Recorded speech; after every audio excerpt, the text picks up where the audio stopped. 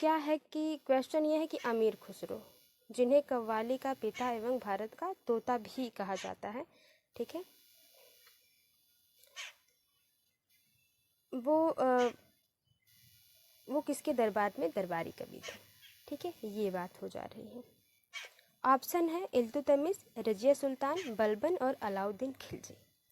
तो देखिए, अगर हम बात करें इल्तुतमिश, रजिया सुल्तान, बलबन और अलाउद्दीन खिलजी की, तो इसका आंसर आपको तो बिल्कुल पता ही होगा, क्योंकि ये बहुत बड़ा क्वेश्चन है, नहीं कि समझ में ना आए। तो बात हम कर लेते हैं ऑप्शंस की थोड़ी बहुत, जो कि इंपॉर्टेंट चीज़ें हैं देख लेते हैं। इल्तुतमिश गुलामों का गुलाम इसे इसलिए कहा जाता था, ये गुलाम वंश में तो था ही, फिलहाल उनका भी गुलाम था, जो कि इसका वंश क्या था, इल्बरी वंश। कौन सा वंश था, इल्बरी वंश। शासनकाल गुलाम वंश का 1206 से 1290 तक चला, जिसमें से इल्तुतमिश का शासनकाल 1211 से 36 तक था, यानी कि 1211 से 1236 तक था। अब देख लेते हैं कि इसने राजधानी कहाँ रखी थी। राजधानी उसमें दिल्ली ही थी। कहाँ थी, दिल्ली ही थी, ठीक है। ये कुतुबुद्दीन ऐबक का गुलाम था, और कुतुबुद्दीन ऐबक गुलाम वंश का जो है संस्थापक है। कौन है, गुलाम वंश का संस्थापक है, ठीक है। अब मुगल वंश का वास्तविक संस्थापक यही है, कौन है, इल्तुतमिश, क्योंकि इसने खिलहत ली थी, और कुतुबुद्दीन ऐबक संस्थापक था, लेकिन इसने खिलहत नहीं ली थी, इस वजह से इसको जो है कि वास्तविक संस्थापक नहीं कहा जाता। फिलहाल ये बात रही, ठीक है। अब इसी समय गुलाम वंश के समय ही जो है मकबरा निर्माण की पद्धति शुरू हुई, जिसमें अजमेर दरगाह बना हुआ है। वो क्या है, वो एक मकबरा निर्माण की पद्धति है। मकबरा पहली बार ऐसे गुंबद की तरह बनाया गया, ठीक है, ये बात रही। सिक्का कौन कौन सा चला था, सिक्का जो चला था वो चला था तांबे का टका, ठीक है, तांबे का टका और चांदी का जीतल। क्वेश्चन पूछा है जीतल किसके शासनकाल में चला और किस वंश में चला, तो आप ये जरूर बता देंगे, ठीक है। अब युद्ध विस्तार इसके समय बहुत बढ़िया हुआ, ठीक है। वेतन के बदले इक्ता व्यवस्था शुरू हुई। वेतन के बदले क्या, इक्ता व्यवस्था।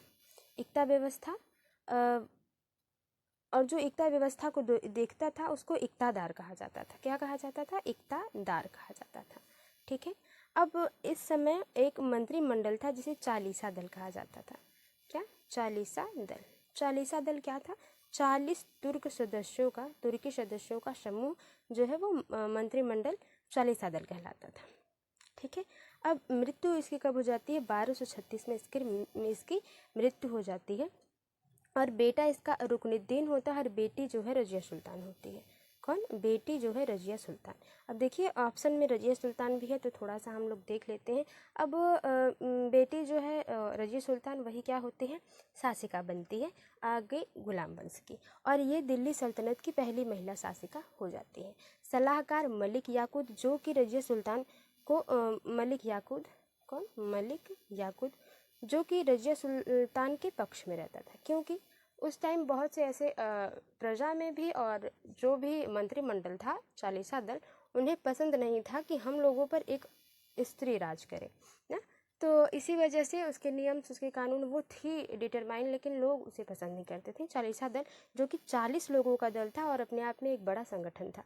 तो रजिया सुल्तान, मलिक याकूत और एक मलिक अल्तुनिया, कौन, मलिक अल्तुनिया, ये इनके फेवर में रहते थे रजिया सुल्तान, ठीक है। ये पंजाब के तबर हिंद में एक इक्तादार था। अभी भी मैंने बताया इक्ता व्यवस्था संभालने वाले को इक्तादार कहा जाता था, ठीक है।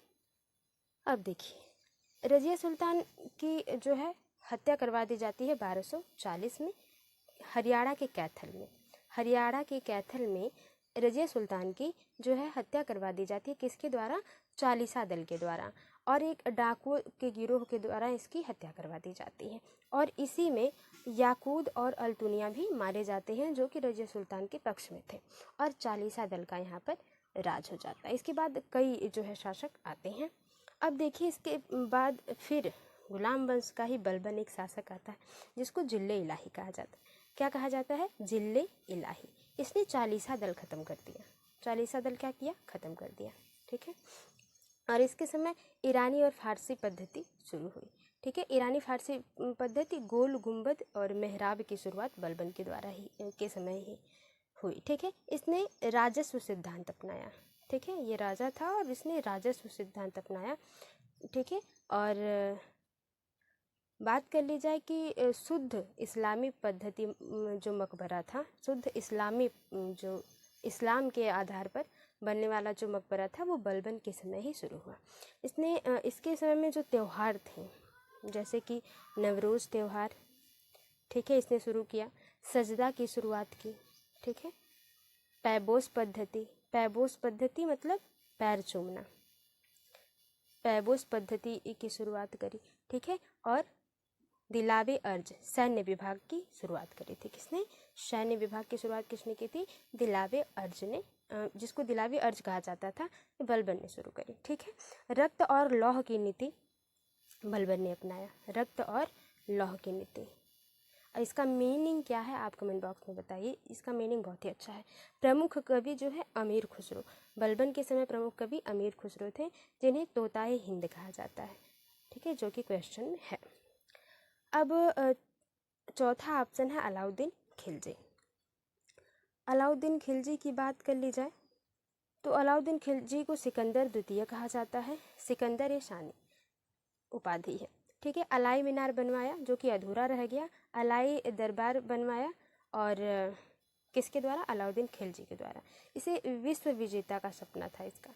ठीक है, और इसने खिलहत नहीं ली, खलीफा से इसने खिलहत नहीं ली थी। ठीक है, किस किस चीज़ पर रोक लगाई जो कि इम्पॉर्टेंट है कि शराब यानी कि मद्यपान पे शराब पर रोक लगी थी। अमीरों के मिलने जुलने पर रोक लगी थी। ठीक है, और छोटे त्यौहार पर अलाउद्दीन खिलजी ने ही क्या करवा दिया था? रोक लगवा दिया था। ठीक है, और कर जो है जजिया, जकात और खुम्स, खराज, चरी घरी, ये कर लगाए गए थे। ठीक है, जिसमें से सभी ज़मीन को क्या कर दिया जाता था? जजिया कर में जो है कुछ करों में जो है सभी को ज़मीनें जो सबकी होती हैं उन्हें दान कर दिया जाता था। ठीक है, और दिल्ली में सूफी संत निजामुद्दीन औलिया से भी इसकी क्या हुई थी? बहस हुई थी, जो कि बहुत प्रचलित चीज़ें हैं। ठीक है, तो ये बात है, मैंने कोशिश करी कि जो इम्पोर्टेंट चीज़ें हैं वो हम लोग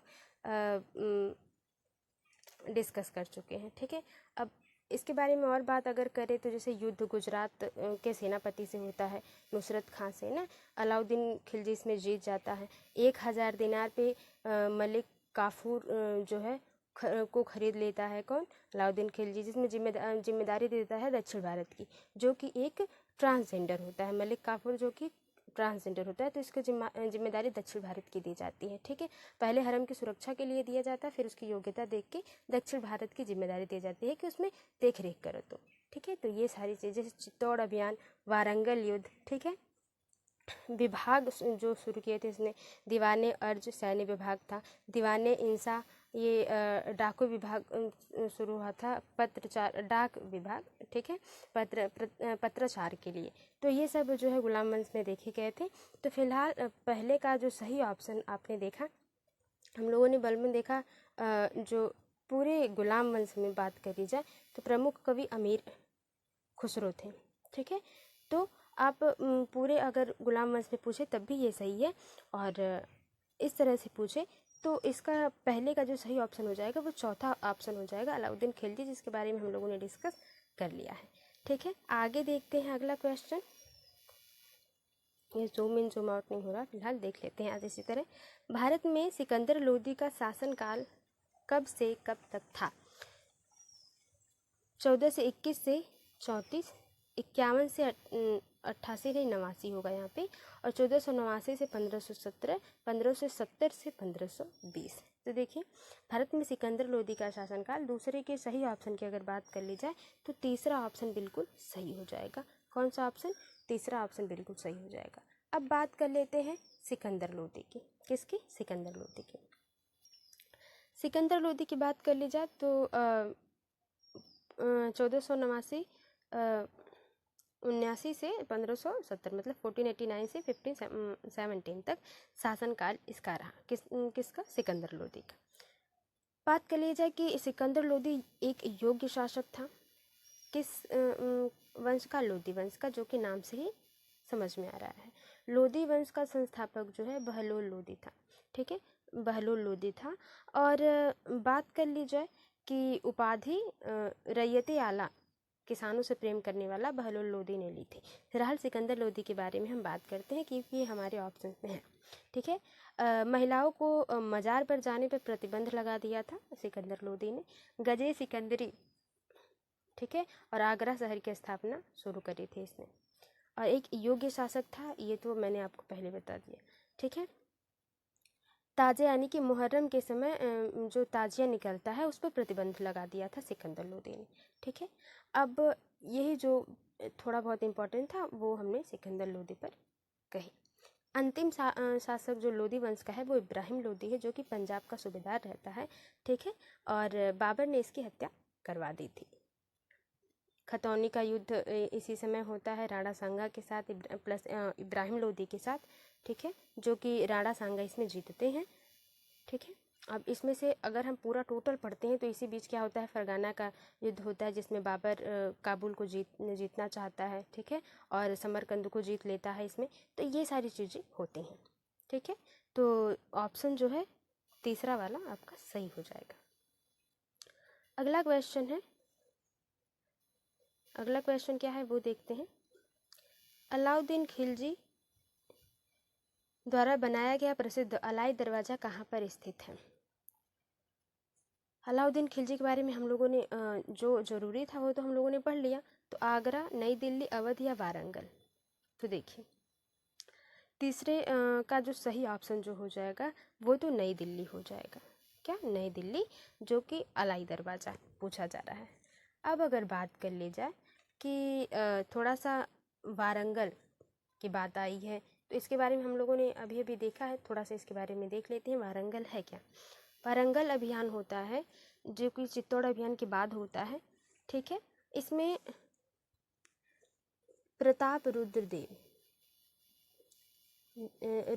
जो है वो काकतीय वंश पर क्या करता है, आक्रमण करता है मलिक काफूर के साथ, ठीक है। होयसल इसकी राजधानी होती है और ये होयसल को जीत लेता है, ठीक है। होयसल को जीत लेता है कौन, वारंगल में प्रताप रुद्रदेव के साथ। अब जो मलिक काफूर है ये प्रताप रुद्रदेव जो है इसके पास कोहिनूर हीरा होता है और ये मलिक काफूर को दे देता है और इन्हीं के बीच ये युद्ध होता है और काकतीय वंश के साथ, जिसमें प्रताप रुद्रदेव विजयी होते हैं। तो ये वारंगल की बात हो गई। चित्तौड़ अभियान में पद्मावती से शादी के युद्ध, मतलब पद्मावती जो आपने मूवी भी देखी होगी उसमें जौहर इसी में होता है चित्तौड़ अभियान के द्वारा, जो कि 1303 में होता है और ये इसी बीच होता है गुलाम वंश के समय ही, जो अलाउद्दीन खिलजी की बात हम लोगों ने करी थी, ठीक है। तो आपका सही ऑप्शन जो हो जाएगा तीसरे का वो दूसरा ऑप्शन हो जाएगा। अब इसमें बहुत टॉपिक नहीं रह गया है बात करने के लिए, तो हम सीधे चलते हैं आगे क्वेश्चंस पर, ठीक है। आगे क्वेश्चन पर चलते हैं। अगला क्वेश्चन देखते हैं। दिल्ली में कुतुब मीनार दुनिया का सबसे ऊंचा ईंट का बना मीनार है। इनमें से कौन से राजा ने इसके निर्माण में योगदान नहीं दिया। फिरोज शाह तुगलक, कुतुबुद्दीन ऐबक, अलाउद्दीन खिलजी, इल्तुतमिश। इसमें से दो राजा ऐसे हैं जिनके बारे में हम लोगों ने ऑलरेडी पढ़ लिया, ठीक है। तो सही ऑप्शन की अगर बात कर ली जाए चौथे की, तो इसके निर्माण में किसने योगदान नहीं दिया, ठीक है। तो चौथे का जो सही ऑप्शन हो जाएगा अलाउद्दीन खिलजी ने, जैसे शुरुआत तो कुतुबुद्दीन ऐबक नहीं करी थी, लेकिन इसमें भाग किसने नहीं दिया, अलाउद्दीन खिलजी ने इसको बनवाया, रिकंस्ट्रक्शन या इसका पुनर्निर्माण नहीं करवाया, किसने, अलाउद्दीन खिलजी। बात कर लेते हैं कुतुबुद्दीन ऐबक की, जो कि इम्पोर्टेंट है ना। कुतुबुद्दीन ऐबक ने कुतुब मीनार बनवाया, इसकी नींव रखी और बीच में ही चले जाने की वजह से ये आधे अधूरे समय में पुनर्निर्माण होता है, ठीक है। सेनापति कौन है, बख्तियार खिलजी। बख्तियार खिलजी से भी प्रश्न पूछता है, इसलिए हम इसको देख लेते हैं। बख्तियार खिलजी ने 1198 में नालंदा विश्वविद्यालय जलाया था, ठीक है, नालंदा विश्वविद्यालय जलाया था। अब कुतुबुद्दीन ऐबक ने जो उपाधि ली थी वो लाख बख्श,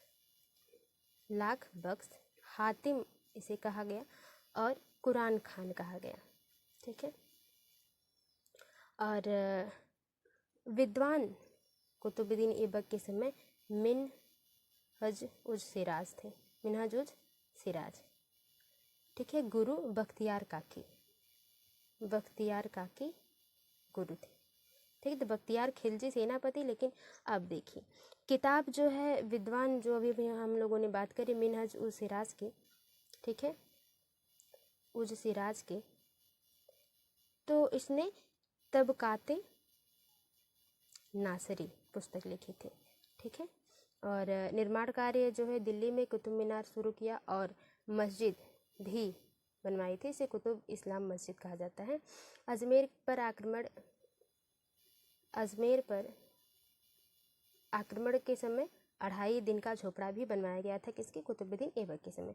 और ये अजमेर में आक्रमण के समय लाहौर में ही रह गया और इसकी मृत्यु जो है चौगाना खेलते समय इसकी मृत्यु हो जाती है। ठीक है, तो ये बात रही कुतुबुद्दीन ऐबक से, जो कि इम्पोर्टेंट था। हम लोगों ने बात आखिर मुझे लगता है कि जो इम्पोर्टेंट है उसमें हमने बात कर ली। तो चौथे का जो सही ऑप्शन है अलाउद्दीन खिलजी के बारे में हम लोगों ने डिटेल में बातें कर ली हैं। आगे देखते हैं अगला क्वेश्चन। तारीख़ फ़िरोज़ शाही के लेखक हैं, अरे जूम हो जा भाई। तारीख़ फ़िरोज़ शाही के लेखक हैं ज़ियाउद्दीन बरनी, हसनत निज़ामी, ईसामी इब्न बतूता। तो आप तो सबसे पहले इसे क्वेश्चन बताइएगा कि इब्न बतूता किसके शासनकाल में भारत आया था। ये आपके लिए क्वेश्चन है, क्योंकि इसके बारे में हम लोगों ने बहुत सी क्लासेज जो हुई हैं, अदर 6 क्लासेज जिनमें हम लोगों ने बातें करी हुई हैं। ठीक है, तारीख़ फ़िरोज़ शाही के लेखक हैं। 5वें के सही आंसर की अगर बात कर ली जाए तो ज़ियाउद्दीन बरनी, ज़ियाउद्दीन बरनी जो है ये तारीख़ फ़िरोज़ शाही के लेखक हैं। ये किसके दरबार में दरबारी कवि थे, ये आप कमेंट बॉक्स में बताइए। ठीक है, निम्नलिखित में से कौन दिल्ली सल्तनत के इतिहास का लेखक नहीं था। अब्बास खां सीरवानी, अमीर खुसरो और ज़ियाउद्दीन बरनी, मिनहज उज सिराज। 6वें के सही ऑप्शन की अगर बात कर ली जाए तो अब्बास खां सीरवानी, जिसके बारे में हम जैसे अमीर खुसरो और ज़ियाउद्दीन बरनी अभी अभी हमने क्वेश्चन देख लिया, मिनहज उज सिराज के बारे में हम लोगों ने बात भी करी। तबकाते नासरी इसकी किताब है, पुस्तक है। तो अब्बास खां सीरवानी जो है सही ऑप्शन आपका हो जाता है। आगे देखते हैं अगला क्वेश्चन। किस मुग़ल बादशाह ने इलाहाबाद को अपनी राजधानी बनाया। ठीक है, देख लेते हैं। अकबर, शाह आलम, दोनों, इनमें से कोई नहीं। पहले तो 7वें का आंसर देख लेते हैं कि दूसरा ऑप्शन बिल्कुल सही हो जाएगा कि शाह आलम ने जो है कि इलाहाबाद को अपनी राजधानी बनाई थी। अब इसमें सबसे इम्पॉर्टेंट पार्ट आ जाता है अकबर का, जिसके बारे में हम लोगों ने बहुत सी चर्चा करी और आज भी बात करना इसलिए ज़रूरी है क्योंकि ये इम्पॉर्टेंट है। अकबर जो है ये टॉपिक इम्पॉर्टेंट है। इसके बारे में हम लोगों ने अशोक के बारे में बहुत अच्छे से पढ़ा था, उसके सारी चीज़ों को, चाहे वो शिलालेख हो या उसकी जर्नी रही हो। ठीक है, तो हम लोग अकबर को यहाँ पे ज़रूर देखेंगे क्योंकि ये इम्पॉर्टेंट है। तो जो एग्ज़ाम के लिए इम्पॉर्टेंट है उसको तो पढ़ना बनता ही है। ठीक है, जूम करने की कोशिश है लेकिन ये जूम ही नहीं हो रहा है। फिलहाल हम इसी तरह देख लेते हैं। फिर कहा जा रहा है कि अकबर की बात कर ली जाए तो ये हुमायूं का पुत्र अकबर है। कौन है? हुमायूं का पुत्र। हुमायूं का पुत्र कौन है? अकबर है। अब अकबर तो हुमायूं का पुत्र है। राजा कब बनता है? 1556 में। ठीक है, और 13 वर्ष में ये पंजाब का सूबेदार होता है अकबर। जन्म अकबर का कब होता है? 15 अक्टूबर 1542 में। अब ये सबसे पहले अकबर का जो सबसे पहला युद्ध होता है जिसको इसने देखा वो 1555 में हुआ, जो कि मच्छीवाड़ा का युद्ध है। मच्छीवाड़ा का युद्ध और सरहिंद का युद्ध इसने अकबर ने सबसे पहले देखा। इसमें एज जो है कि इम्पीरियर या सम्राट इसने उसमें अपने शासनकाल में बस बैरम खां के साथ इसने देखा कि जो युद्ध कैसे लीड किया जाता है, कैसे उसमें वर्क किया जाता है। तो ऐसे क्वेश्चन पूछेगा कि सबसे पहला अकबर के जीवन का पहला युद्ध अगर पूछेगा तो 1555 में मच्छीवाड़ा युद्ध हो जाएगा, लेकिन जो लड़ा वो अलग हो जाएगा। ठीक है, तो उसके बारे में हम लोग बात करेंगे। तो अब बात कर लेते हैं कि 1555 में तो ये हो जाता है, मतलब पहली बार मछलीवाड़ा का युद्ध उसने देखा। अब 1556 में पानीपत का द्वितीय युद्ध होता है। पानीपत का द्वितीय युद्ध होता है। अब ये किनके बीच में होता है? बैरम खां और हेमू के बीच में होता है। बैरम खां और हेमू के बीच में होता है। यहाँ पर अकबर जो है राजा बन के लड़ाई करता है, ये बात इम्पोर्टेंट रखिए, ठीक है। अब यहाँ पर बैरम खां जो है पानीपत का द्वितीय युद्ध जीत जाता है। जीतता कौन है? बैरम खां। और फिर से दोबारा जो है यहाँ पर अकबर द्वारा शासनकाल मुगल साम्राज्य स्थापित हो जाता है, ठीक है। अब बात कर लेते हैं कि 1560 में, जो कि इम्पोर्टेंट है, तिलवाड़ा का युद्ध होता है, जो अकबर और बैरम खां के बीच होता है। अकबर और बैरम खां, यानी कि जिसने इसको पाला पोसा, ठीक है, उसी के साथ इसने युद्ध किया, तिलवाड़ा का युद्ध, मतभेद की वजह से, ठीक है। और इसमें अकबर जो है जीत जाता है युद्ध, अकबर जो युद्ध जीत जाता है। अब 1563 की बात कर लेते हैं। तीर्थ यात्रा कर हटा दी जाती है। 1564 में जजिया कर समाप्त कर दिया जाता है। और 1571 में फतेहपुर सिकरी शहर की स्थापना की जाती है। फतेहपुर सिकरी शहर की स्थापना की जाती है। और 1575 में इबादत खाना बनवाया जाता है, जिसे नेति सुलह कुल कहा गया है कि यहाँ पर सभी धर्म 1575 में तो इबादत खाना बनवाया जाता है, जहाँ पर उसके लोग जाकर इबादत करते थे, पूजा अर्चना करते थे। और 1578 में इसे सभी धर्मों के लिए खोल दिया जाता है कि सभी धर्म के लोग यहाँ पर आएँ और अपनी पूजा अर्चना करें हर बृहस्पतिवार को हफ्ते में, ठीक है। 1579 में मजहर लागू होता है। मजहर लागू होता है कब? ये कि जो धार्मिक पुस्तकों के अधीन सबको कर लिया जाता है, धार्मिक गुरुओं के अधीन नहीं। मजहर ये होता है 1579 में कि सभी लोग पुस्तक की मानेंगे। ऐसा नहीं कि जो गुरु जो उसको समझाने वाले हैं, पढ़ाने वाले हैं, जैसे कि मौलवी का सुनना, मंदिर में पुजारी जो कहें उनको माना, अगर वो तथ्यात्मक नहीं है, पुस्तकों में नहीं लिखा गया है, तो उसे नहीं माना जाएगा। ये होता था मजहर, जो कि अकबर के द्वारा 1579 में चालू किया गया था, ठीक है। 1582 की बात कर ली जाए। 1582 जो है दीन इलाही, एक धर्म जो है चलाया गया, किसके द्वारा? अकबर के द्वारा, ठीक है।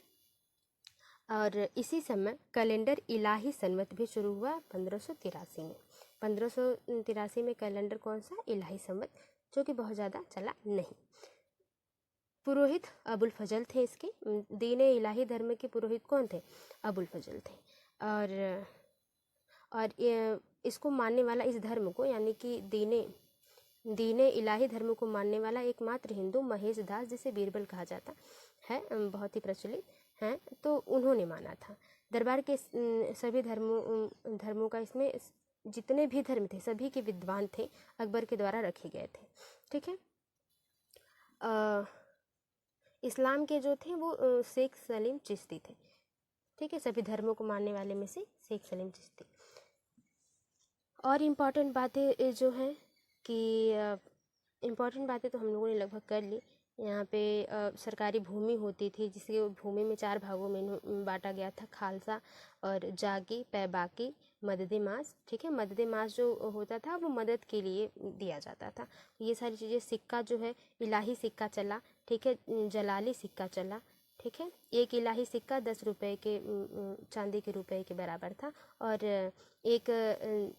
1 रुपया 40 दाम, तांबा का जो होता था वो 40 दाम के बराबर था, दाम, ठीक है। जो भी हम लोग दाम पूछते हैं कि कितना दाम है, वो वाला। नवरत्न रहते थे, जिनके बारे में अगर बात कर ली जाए कुछ इंपॉर्टेंट लोगों की, जिसमें कि बीरबल, तानसेन, टोडरमल, मान सिंह, अबुल फजल, मान सिंह जो कि सेनापति भी थे, ठीक है। अबुल फजल जिन्होंने अकबरनामा लिखी, ठीक है, जिसमें अकबर के प्रारंभिक जीवन का, शासनकाल का, और 3 टॉपिक इसमें दिए गए हैं। फिर फैजी थे, अबुल रहीम खाने खाना थे, अब्दुल रहीम खाने खाना थे, मुल्ला 2 प्याजा थे, ठीक है, जो कि कॉमेडी उमेडी करते थे, और हकीम हुकाम थे, जो कि बावर्ची थे, ठीक है।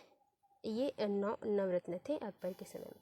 प्रमुख युद्ध हम लोगों अगर बात कर ली जाए, जो अभी अभी हम लोगों ने देखा है, उससे हट के 1559 में ग्वालियर का युद्ध हुआ। 1560 में जौनपुर का, 61 में चुनार का, 62 में आमेर का। ठीक है, तो ये सारी चीज़ें हैं अकबर के बारे में जो इम्पोर्टेंट है, क्योंकि ये बहुत बड़ा अपने आप में टॉपिक ही है एक चैप्टर के हिसाब से। तो हम लोगों ने जो इम्पोर्टेंट चीज़ें हैं वो हम लोगों ने देख ली है। 1564 में गोंडवाना का जो है युद्ध होता है, जिसमें संग्राम सिंह और अकबर के बीच में होता है, जिसमें अकबर जीत जाता है। ठीक है, संग्राम सिंह की पत्नी दुर्गावती ने अधीनता स्वीकार नहीं करी थी और इसको अकबर ने छोड़ दिया था। ठीक है, उनके जज्बे को देखकर। और 1567 में मेवाड़ का जो है युद्ध हुआ था। ये सारी चीज़ें हैं, उदय सिंह के साथ हुआ था। फिर इसके बाद हल्दी घाटी का युद्ध होता है 1576 में, महाराणा प्रताप और अकबर के बीच में, जिसमें अकबर ही जीतता है। नेतृत्व मान सिंह कर रहे होते हैं।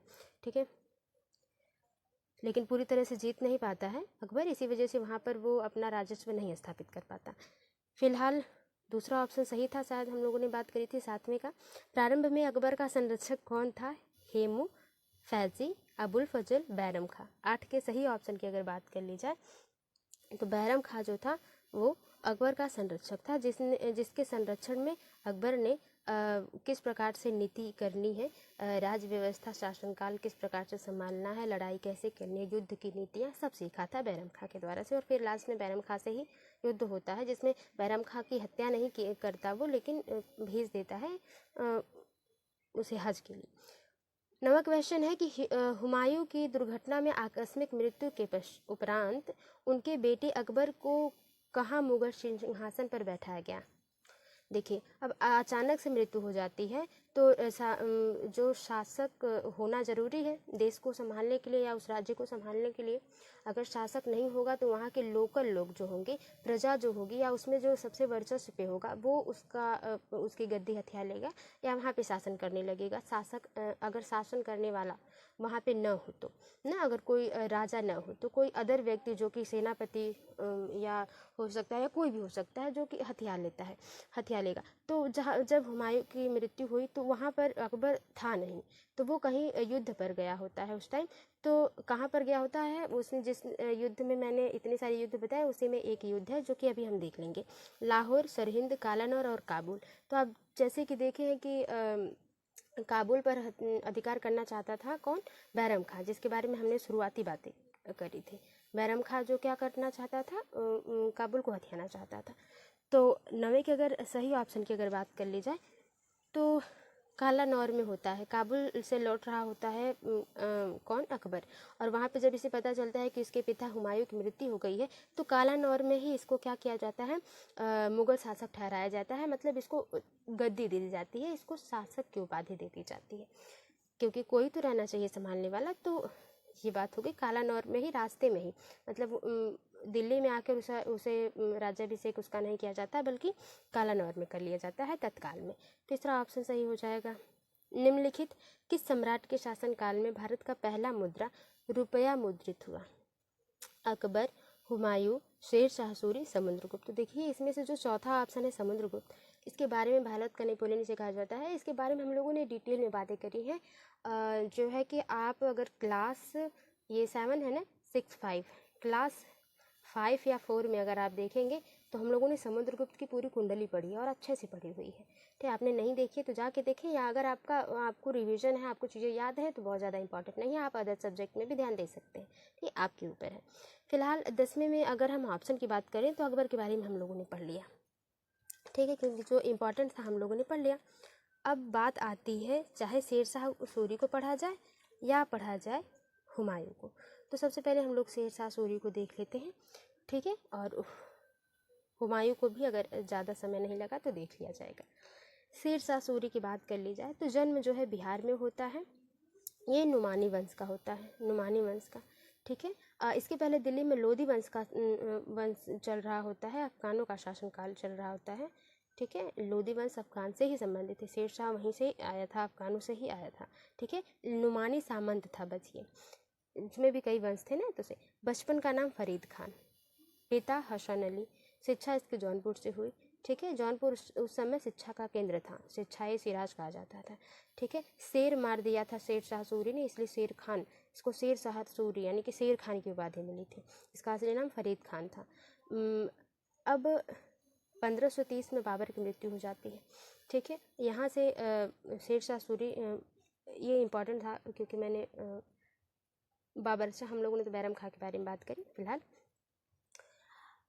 1540 में दिल्ली का शासक शेरशाह सूरी होता है। ठीक है, हुमायूं भारत छोड़ने पर विवश हो जाता है हुमायूं, और दिल्ली में पुराना मस्जिद किला बनवाया जाता है, किला पूना जिसे कहा जाता है। किसके द्वारा बनवाया गया? शेरशाह सूरी। ठीक है, उपाधि किसने? हजरत आला की उपाधि ली थी, हजरत आला की उपाधि ली।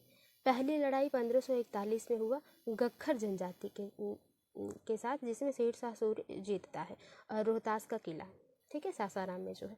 1542 में मालवा जीतता है, 1543 में रायसेन जीता। ठीक है, और 1544 में मेवाड़ अभियान हुआ, जो राजा मालदेव के साथ, और इसमें मेवाड़ जीतता है। ठीक है, जीतता शेरशाह सूरी ही है, क्योंकि शेरशाह सूरी के साथ मेवाड़ के राजा के साथ होता है, मालदेव और शेरशाह सूरी में। ठीक है, 1545 की बात कर ली जाए तो कालिंजर अभियान होता है। ठीक है, राजा कीरत सिंह के साथ और शेरशाह सूरी के बीच में। ठीक है, और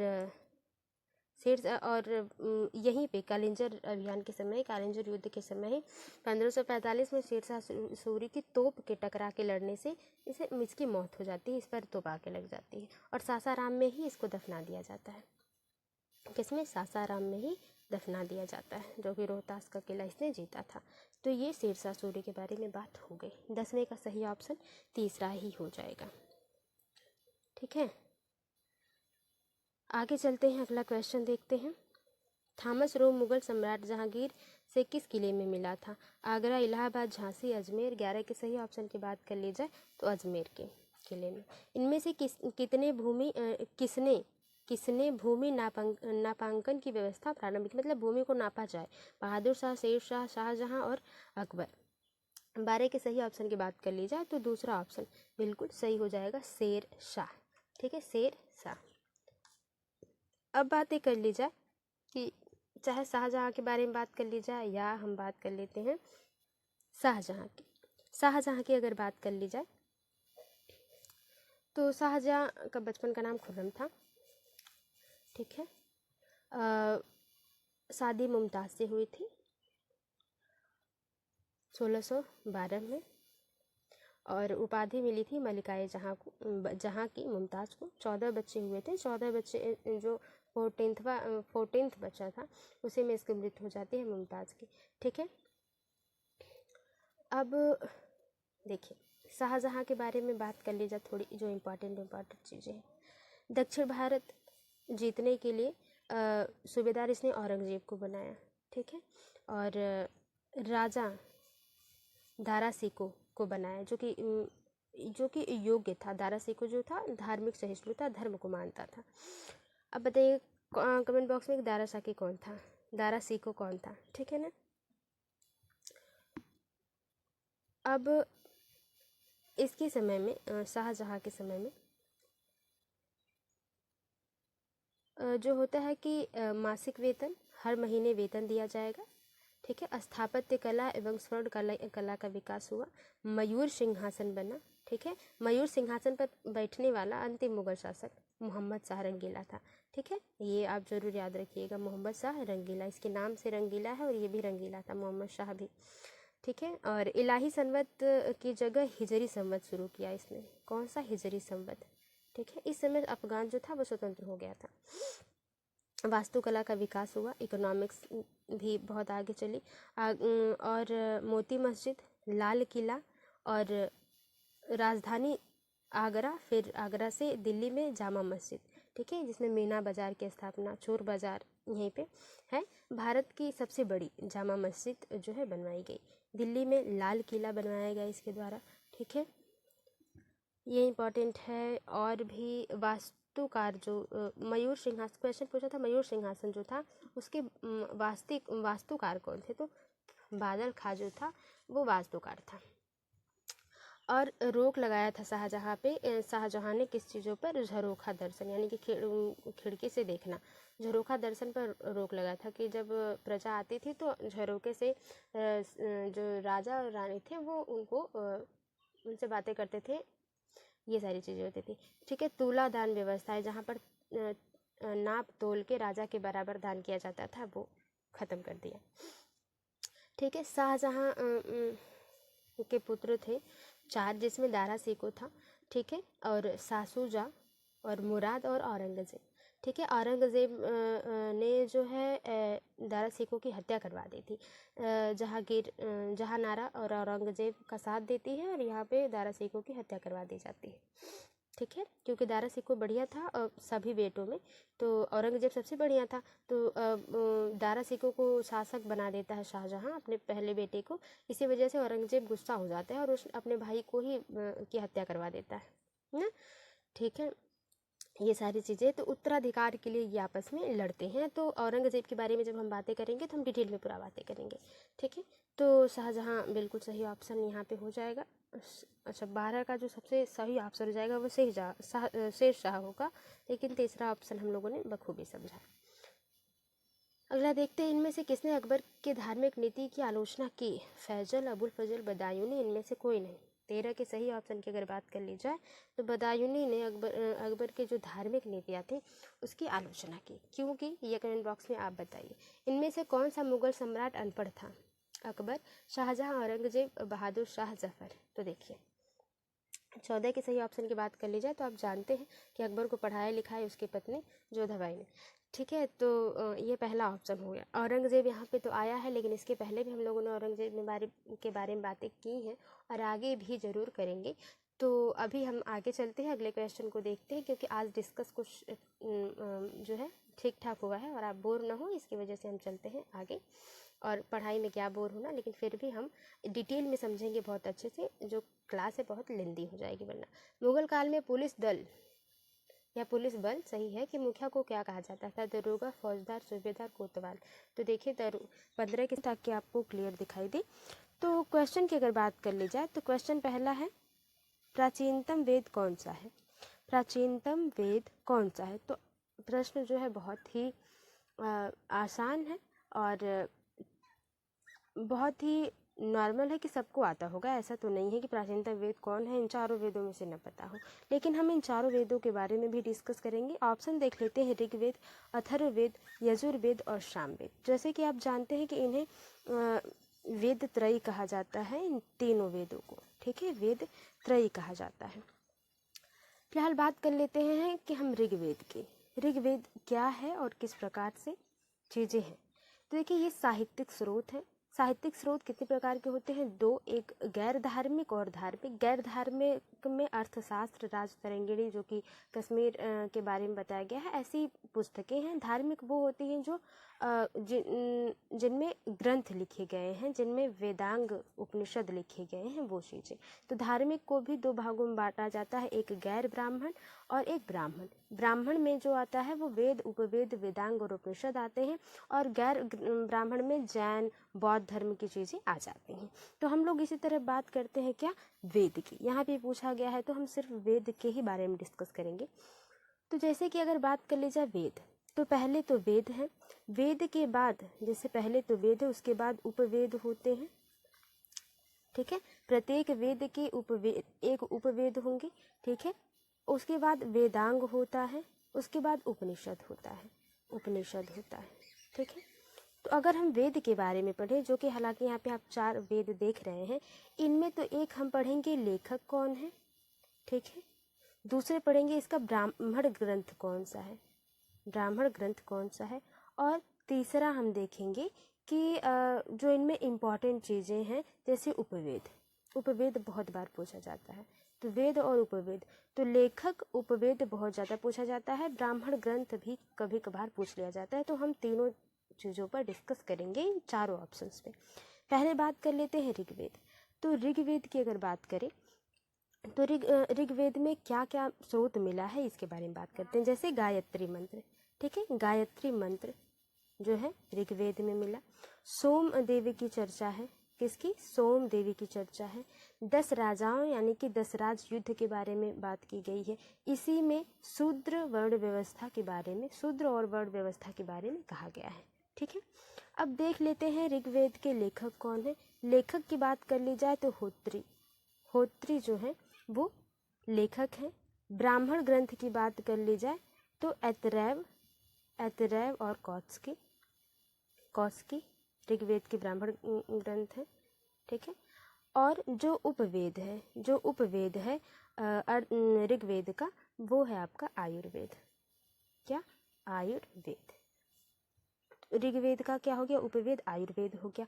और बात कर ले अगर जो आयुर्वेद है, आयुर्वेद के ज्ञानी कौन थे? तो वो प्रजापति को आयुर्वेद का ज्ञानी कहा जाता है, ये बात, ठीक है। एक प्लस पॉइंट है, इसको जरूर नोट डाउन कर लीजिएगा आप लोग। दूसरे वेद की बात कर ले, अथर्ववेद, ठीक है। अथर्ववेद की बात कर ले तो जो अथर्ववेद है इसमें विज्ञान, जादू टोना और वशीकरण के जो सूत्र मिलते हैं, ठीक है। इसके लेखक की बात कर ली जाए अथर्ववेद की, तो लेखक जो है वो ब्रह्मा है। कौन है? ब्रह्मा। और जो ग्रंथ है वो ब्राह्मण ग्रंथ कौन सा है? गोपथ ब्राह्मण ग्रंथ। कौन सा? गोपथ ब्राह्मण ग्रंथ। और उपवेद की बात कर ली जाए तो शिल्पवेद जो है इसका उपवेद है। और शिल्पवेद के जो ज्ञानी थे वो कौन है? विश्वकर्मा जो है शिल्पवेद के ज्ञानी। ये बात हो गई। अब बात कर लेते हैं यजुर्वेद की, जो कि ऋग्वेद के बाद दूसरे नंबर पे यजुर्वेद आता है। इसमें युद्ध की चर्चाएं हैं, यज्ञ हवन, ठीक है। और साहित्य को इसमें यानी कि जो पुस्तकें हैं इनको दो भाग में बांट दिया गया था, जो कि गद्य और पद्य। तो गद्यांश और पद्यांश की जो रचनाएं हैं यहीं से यजुर्वेद में ही पहली बार देखी गई, ठीक है। और देख लेते हैं यजुर्वेद के लेखक की बात करें तो यजुर्वेद के लेखक जो है अधर्यु हैं। कौन है? अधर्यु। और जो है आपका ब्राह्मण ग्रंथ की बात कर लेते हैं। ब्राह्मण ग्रंथ जो है वो शतपथ ब्राह्मण ग्रंथ और तैतरेय।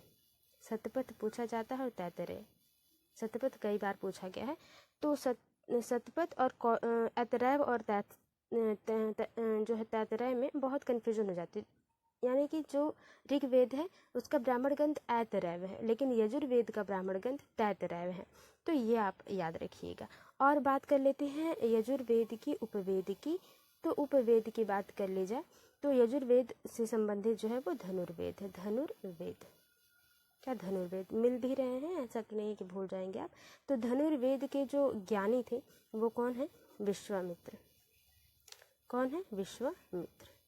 शिल्पवेद के कौन थे? विश्वकर्मा थे। धनुर्वेद के विश्वामित्र थे, ठीक है। अब बात आती है सामवेद जहाँ से संगीत आपको मिला, ठीक है। संगीत के सातों सुर, ठीक है, सारे गामा, ये पूरा मिला है। और लेखक कौन है? उद्गाथा। कौन है? उद्गाथा। सामवेद के लेखक उद्गाथा है। अब ब्राह्मण ग्रंथ की बात कर ली जाए तो ब्राह्मण ग्रंथ पंचविश है। क्या है? पंचविश। और जो उपवेद है वो गंधर्व वेद। उपवेद क्या है? गंधर्व वेद। अब बात कर लेते हैं कि गंधर्व वेद के भी ज्ञानी कोई रहा होगा। तो गंधर्व वेद के जो ज्ञानी थे वे नारद थे। जहाँ पर भी आप देखेंगे उनको बीड़ा बजाते हुए पहुँच जाते थे नारद, ठीक है। तो ये बात रही। हम लोगों ने चारों पर बात कर ली। एक सबसे ज़्यादा पूछा जाने वाला प्रश्न है, वेद त्रयी किनको कहा जाता है? तो ऋग्वेद, यजुर्वेद और सामवेद को क्या कहा जाता है? जो है कि वेद त्रयी कहा जाता है। अब वैदिक काल इन्हीं से संबंधित है। ऋग्वेद के बाद वैदिक काल, इन वेदों के बाद वैदिक काल शुरू हो जाता है, जिसका 500 BC से 600 BC तक जो था कि समय काल था। तो ये सारी चीज़ें थी। तो यहाँ पर हम लोगों ने वेद डिस्कस किया। इसके पहले के जो आपने क्लासेस देखी होंगी वहाँ पर हम लोगों ने पुराण, वेदांत यानी कि उपनिषद के बारे में बात करी, जिसमें कि मुंडोपनिषद है, जिसमें सत्यमेव जयते का शब्द आया था। बृहद नारायण ग्रंथ है, वेदांत है, ठीक है। और कठोपनिषद है, जलोपनिषद है, आलोपनिषद है। इन सब के बारे में हम लोगों ने चर्चा की है। जैसे इसके बाद तो कुछ अगर पुराण की बात कर ली जाए तो पुराण भी इनके आते हैं। जैसे कि पहले वेद, उसके बाद वेदांग, फिर पुराण, फिर उपनिषद, ठीक है। इसके बाद साहित्य, इस तरह से चीज़ें आती हैं। तो अगर पुराण की बात कर ली जाए तो आपको आपने सुना होगा विष्णु पुराण, मत्स्य पुराण और वायु पुराण। ठीक है, वायु पुराण। तो देखिए कभी कभी पूछ लिया जाता है कि विष्णु पुराण की जानकारी कहाँ से मिली, मौर्य वंश। विष्णु पुराण में किसकी जानकारी मिली है, मौर्य वंश की। और मत्स्य पुराण में जो है कि सातवाहन वंश की मिली है। और इसी में विष्णु के जो 10 अवतारों के बारे में बात की गई है, विष्णु पुराण में नहीं, मत्स्य पुराण में। ठीक है, कौन से, मत्स्य पुराण में। और वायु पुराण में गुप्त वंश के बारे में बात की गई है। तो ये इंपॉर्टेंट चीज़ें थी। फिलहाल हम लोग चलते हैं अगले क्वेश्चन पे और देखते हैं। पहले क्वेश्चन का जो सही आंसर हम लोगों ने बात नहीं की वो है कि ऋग्वेद। आपको पता ही होगा, फिर भी हम बात कर लेते हैं। और हम लोगों ने चारों ऑप्शंस पे डिस्कस कर लिया। प्राचीनतम वेद कौन सा है, ऋग्वेद है। सबसे पुराना, निम्नलिखित में से किस भारतीय पुरातन ग्रंथ में अपराध और अपराधी का जिक्र आता है। अर्थशास्त्र, मनुस्मृति और न्याय मीमांसा और उपयुक्त सभी। तो देखिए इन तीनों में अर्थशास्त्र में भी अपराध और अपराधी की बात आती है, जिसको जो लिखा गया था चाणक्य के द्वारा। ठीक है, और मनुस्मृति में भी अपराध और अपराधियों की बात का जिक्र होता है और इसमें ही संस्कार बताए गए हैं मनुस्मृति में ही। और न्याय मीमांसा में भी जो है कि अपराध और अपराधियों का जिक्र होता है। ठीक है, तो दूसरे का सही ऑप्शन जो हो जाएगा वो हो जाएगा उपयुक्त सभी। ठीक है, उपयुक्त सभी जो है वो सही ऑप्शन हो जाएगा। अब बात कर लेते हैं थोड़ी सी, यहाँ पे बात आई है मनुस्मृति की। तो मनुस्मृति की अगर बात कर ली जाए तो ये एक पहली कानूनी पुस्तक है जिसमें पहले कानून के बारे में बात की थी। ठीक है, इसे विधि संहिता कहते हैं। ठीक है, क्या, विधि संहिता। इसमें विधि संहिता संख्या 36 पे विधि संहिता के बारे में बताया गया है। ठीक है, मनुस्मृति पहली कानून पुस्तक है। इसमें महिला और शूद्रों के बारे में कुछ ज़्यादा अच्छा नहीं कहा गया है। ठीक है, महिला और शूद्रों के बारे में कुछ ज़्यादा अच्छा नहीं, कुछ ज़्यादा ही नियम कानून है इसमें। ठीक है, ये बात रही मनुस्मृति की। एक और स्मृति आती है जिसमें याज्ञवल्क्य स्मृति, या आपने कुछ ऐसा जो याज्ञवल्क्य ऋषि के द्वारा जो है लिखा गया था। तो ये अब देखिए मनुस्मृति में जो कुछ ऋण बताए गए हैं, जैसे 16 संस्कार के साथ साथ आपके विवाह के 8 संस्कार बताए गए हैं। विवाह के कितने प्रकार, 8 प्रकार बताए गए हैं, संस्कार नहीं सॉरी। ठीक है, 16 संस्कार। 16 संस्कार में आप जन्म से लेकर मृत्यु तक जितने भी संस्कार होते हैं इसमें वर्णित किया गया है मनुस्मृति में। ठीक है, ये एक अच्छा पहलू है जो कि इसमें ऋण की बात होती है, जिसमें 4 ऋण बताए गए हैं। किसमें, मनुस्मृति में 4 ऋण बताए गए हैं। एक तो देव ऋण। देव ऋण को हम पूरा कर सकते हैं पूजा पाठ के द्वारा। ठीक है, अनुष्ठान के द्वारा, यज्ञ करके। एक दूसरा आता है जो कि ऋषि ऋण। कौन सा ऋण, ऋषि ऋण।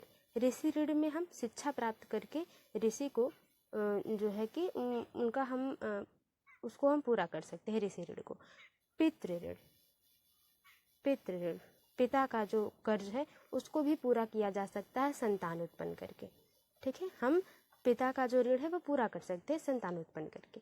मातृ ऋण जो कि चौथा सबसे महत्वपूर्ण ऋण है, जिसमें स्मृति में मनुस्मृति में कहा गया है कि इसे चुकाया नहीं जा सकता। ये आजीवन आप कुछ भी कर लें, माँ की जो माँ का जो ऋण है आपको जन्म देने का, वो कभी किसी भी प्रकार से चुकाया नहीं जा सकता, जो कि एक अपने आप में बहुत ही अच्छी बात है मनुस्मृति की।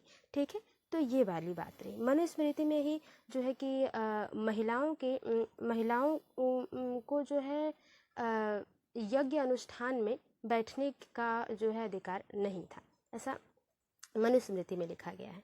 तो ये सारी चीज़ें महिलाओं को लेकर, शूद्रों को लेकर और महिलाओं को लेकर कुछ इसमें और भी बातें कही गई हैं जो हमारे सब्जेक्ट से रिलेटेड नहीं है, तो हम उन पर चर्चा नहीं करेंगे। फिलहाल चौथा ऑप्शन दूसरे का सही हो जाता है। अगला क्वेश्चन देखते हैं कि मनुष्य जीवन का सर्वोच्च ध्येय है कैवल्य, जिसका अर्थ है, आप ये बताइएगा कि कैवल्य किस धर्म से संबंधित है। देखते हैं कैवल्य का अर्थ क्या है। दूसरों को शिक्षा देना, दूसरों का अनुसरण करना, इच्छाओं पर विजय प्राप्त करना, दूसरों की सेवा करना।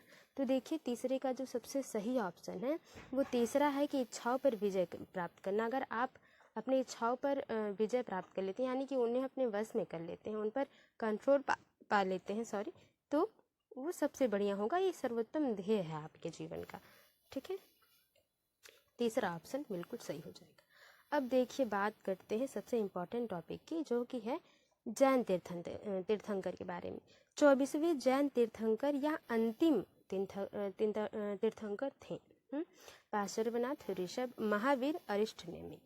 तो देखिए 24वें जैन तीर्थंकर की बात कर ली जाए तो जैन धर्म के बारे में पहले बात कर लेते हैं थोड़ा सा, उसके बाद हम तीर्थंकर के बारे में भी बात कर लेंगे, या फिर यहाँ पे तीर्थंकर की बात हुई है तो हम वहीं पे बात कर लेते हैं। जैन धर्म में पहले तीर्थंकर जो थे पहले, वो तो ऋषभ देव थे। ऋषभ देव, जो कि इसमें दूसरा ऑप्शन है, ऋषभ देव थे। और इनका चिन्ह क्या था? इनका चिन्ह था बैल, वृषभ, ठीक है।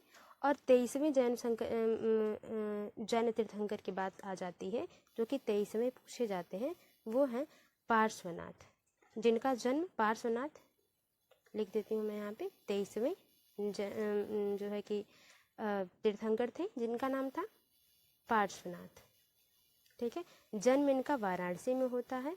ज्ञान प्राप्ति समेध शिखर पर होता है। कहाँ पर? समेध शिखर पर। इन्होंने चतुरायन धर्म दिया। किसने? पार्श्वनाथ ने चतुरायन धर्म दिया, जिसमें से इन्होंने कहा कि धन संग्रह नहीं करना चाहिए, धन को इकट्ठा करके नहीं रखना चाहिए, चोरी नहीं करनी चाहिए, झूठ नहीं बोलना चाहिए और हिंसा नहीं करनी चाहिए, यानी कि अहिंसा पर रहना चाहिए, जो गांधी जी कहते थे। तो ये बात चतुरायन धर्म में किनके द्वारा कही गई है?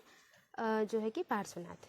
अब 24वें जैन तीर्थंकर की बात की गई है, जिसमें कि सही ऑप्शन आपको पता है कि तीसरा हो जाएगा, ठीक है। चौथे का सही ऑप्शन तीसरा हो जाएगा। महावीर स्वामी जो थे, इनका जो चिन्ह था, इन्होंने अपना चिन्ह क्या बनाया था? शेर बनाया था, जबकि ऋषभ देव ने बैल यानी कि वृषभ बनाया था। इन्हीं को ही, महावीर स्वामी को ही अंतिम तीर्थंकर कहा जाता है, जैसे कि क्वेश्चन में मेंशन भी है, ठीक है। इनको ही जैन धर्म का वास्तविक संस्थापक कहा जाता है, क्योंकि इनके समय में जैन धर्म का जोर शोर से प्रसार हुआ था, ठीक है। अब जो पार्श्वनाथ थे, उन्होंने तो चतुरायन धर्म दिया था, लेकिन महावीर स्वामी ने पंचायन धर्म दिया। इन्होंने भी वही चीज़ें बताई, धन संग्रह नहीं करना है, चोरी नहीं करना है, झूठ नहीं बोलना है और हिंसा नहीं करना है, अहिंसा पर चलना है। और एक चीज़ जो जोड़ दिया उन्होंने कि आजीवन ब्रह्मचर्य, ठीक है। क्या हमें लेना चाहिए? ब्रह्मचर्य के बारे में एक इन्होंने कि हम व्यक्ति को ब्रह्मचर्य का पालन करना चाहिए। अब महावीर के बारे में बात, महावीर स्वामी के बारे में, तो थोड़ा सा इनके बारे में देख लेते हैं, ठीक है। 500 ईसा पूर्व में इनका जन्म वैशाली कुंडल ग्राम में होता है, जो कि आप सभी लोगों को पता है। पिता इनके सिद्धार्थ थे। सिद्धार्थ कौन थे? इनके पिता थे। माता जो है त्रिशला थी, ठीक है। भाई नंदीवर्मन, कौन? नंदीवर्मन। पत्नी यशोदा, ठीक है। और बेटी जो है प्रियदर्शी अनुजा थी, ठीक है। और इन्होंने महावीर स्वामी ने राजसी जीवन का त्याग कब किया? राजसी जीवन का त्याग 30 वर्ष में कर दिया। कब? 30 वर्ष, जब ये 30 वर्ष के थे तब। अब राजसी जीवन त्यागने के बाद 12 साल बाद इनको ज्ञान की प्राप्ति होती है जाम्बिक गांव में। कौन से गांव में? जाम्बिक गांव में। वृक्ष कौन सा था? साल था। नदी कौन थी? ऋजुपालिका नदी, यानी कि ऋजुपालिका नदी के किनारे वृक्ष साल के नीचे जाम्बिक गांव में इनको ज्ञान की प्राप्ति हुई। पहला उपदेश इन्होंने कब दिया? पहला उपदेश इन्होंने राजगीर में दिया। कहाँ दिया? राजगीर में दिया। अंतिम उपदेश इन्होंने पावापुरी में दिया। कहाँ दिया? पावापुरी में। भाषा जैन धर्म की प्राकृतिक थी, जिसे अर्धमगधी भी कहा जाता है। पुस्तक इन्होंने कौन कौन सी लिखी? 14 पूर्वा, आगम, कल्पसूत, अधिरांग सूत, ये सारी चीज़ें। ये ईश्वर को नहीं मानते थे, अहिंसा अपनाते थे, पुनर्जन्म पर विश्वास करते थे।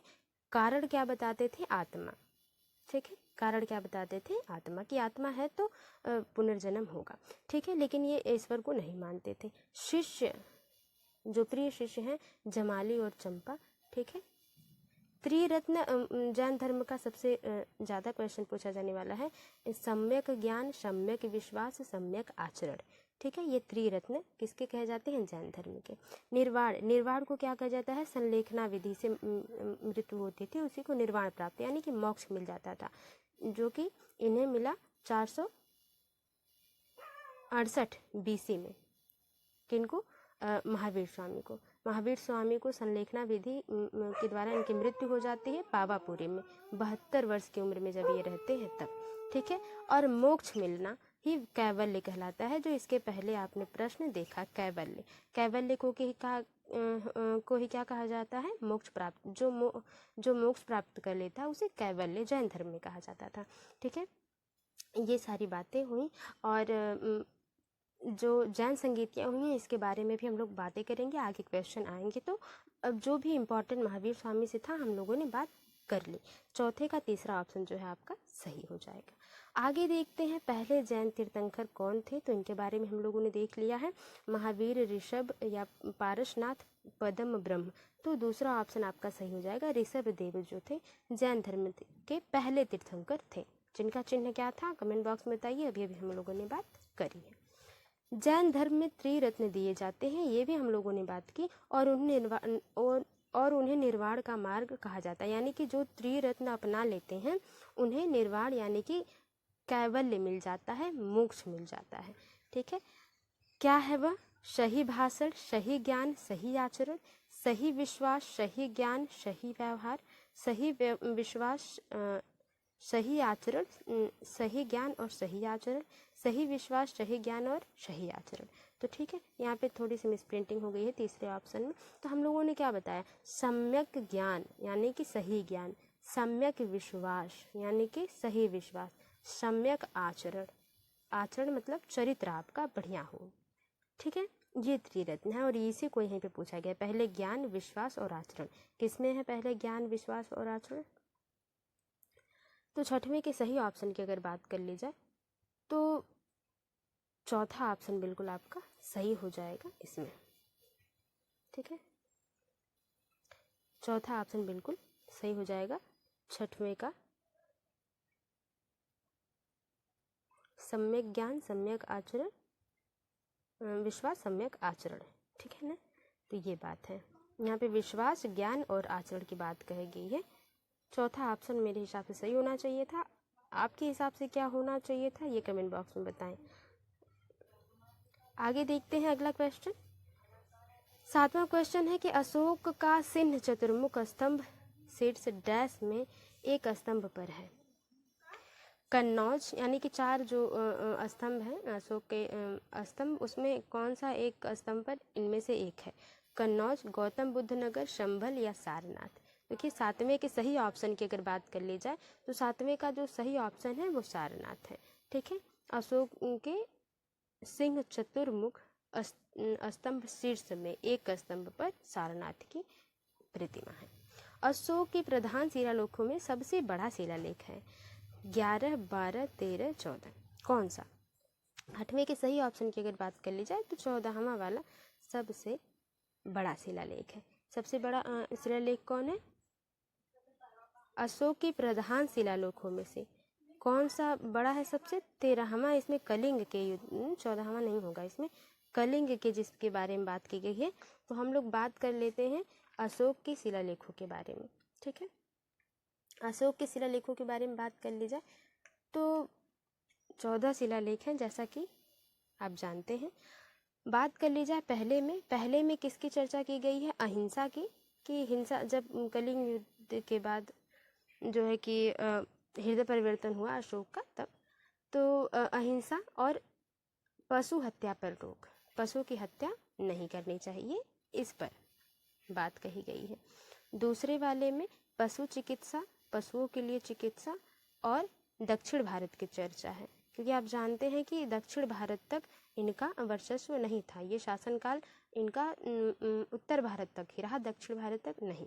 तो अगर इसमें भी पूछता है कि क्वेश्चन पूछता है कि अशोक के किस शिलालेख में जो है कि दक्षिण भारत के एक राज्य की चर्चा नहीं है, जिसमें एक वंश की चर्चा नहीं है, तो एक तो चेर और पांड्य की तो चर्चा है लेकिन चोल वंश की चर्चा नहीं है। तो ये ऑप्शंस पूछ लिए जाते हैं, क्वेश्चंस पूछ लिए जाते हैं। फिलहाल तीसरे की बात कर ले, इसमें 3 अधिकारियों की चर्चा है, जिसमें राजुक, युक्तक और प्रदेशक है। राजुक, युक्तक और प्रदेशक, ये 3 अधिकारियों के बारे में बात की गई है। चौथा जो है भैरी घोष त्यागना, इन्होंने जो भैरी घोष त्याग किया था।